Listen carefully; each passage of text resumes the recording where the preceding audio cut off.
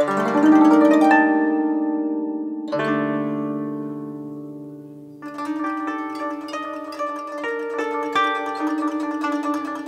everyone, this is Andrew Aversa with Impact Soundworks, and I just wanted to give all you a little bit of insight into the kind of stuff that goes on behind the scenes during the development of a sample library. So first, I want to show this Wavelab file here.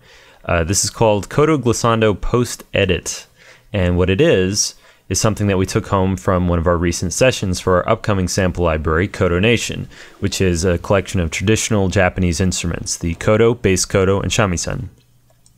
Now in this file, this is basically one of the things that we recorded. So we had our performer do a whole bunch of different glissandos. Now we had already recorded a number of these to begin with, and this is just from one of the sessions. So this file has these different recordings separated by silence, digital silence.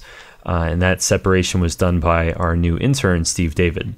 Now, Wavelab has a great function called auto split, which allows us to work with recordings separated like this. So if you go to split between silences, and select your region duration, silence duration, silence being digital silence in this case, because the samples were manually separated, you then get to select a destination, and then lastly, list of file names to use. Now, because I like to have all my stuff organized, I actually will go through, listen to all the files in that master recording, put them in a text file, copy them, and then paste them into Wavelab. And so what happens after this is I get a nice directory, or part of a directory, full of cut out samples with the right file names. Now, one of the issues that we encountered was that at least with this particular product, we had recorded a number of these things before. So as we did subsequent sessions, we had to, for example, re-record certain samples that may have had a little too much noise or, a cough or something like that.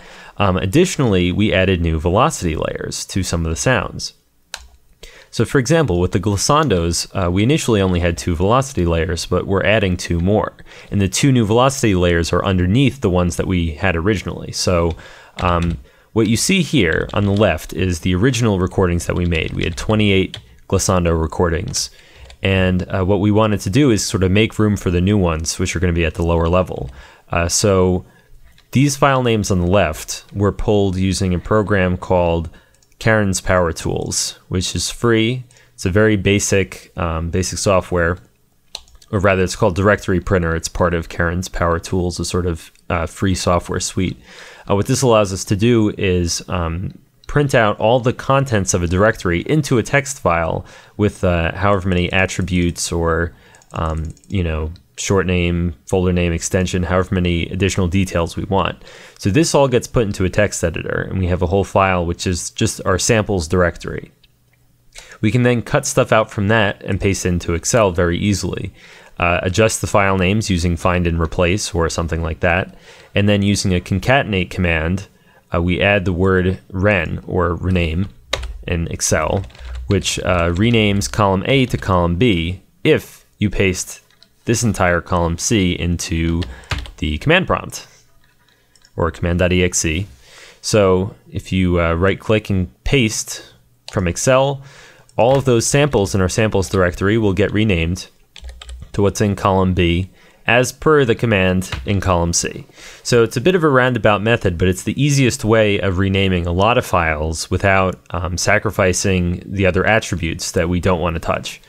So basically the process is we have the master recording, we split those out to individual samples, listening first to make up the names, and then after that, if we need to make adjustments, I use this batch renaming method.